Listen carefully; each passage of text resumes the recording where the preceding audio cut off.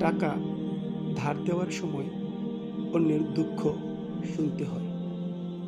সেই টাকা ফেরত নেওয়ার সময় নিজের দুঃখ বর্ণনা করে ফেরত চাওয়া লাগে।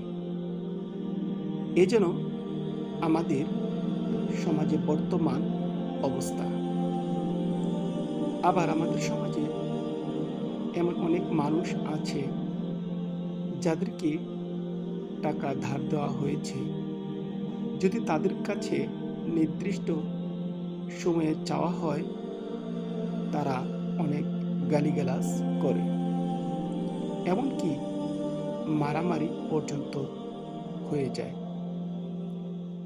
এটা সম্পূর্ণই অকৃতজ্ঞতা প্রকাশ। এজন্য আমাদের সবাইকে খেয়াল রাখতে হবে এবং সবাইকে কৃতজ্ঞ হতে হবে।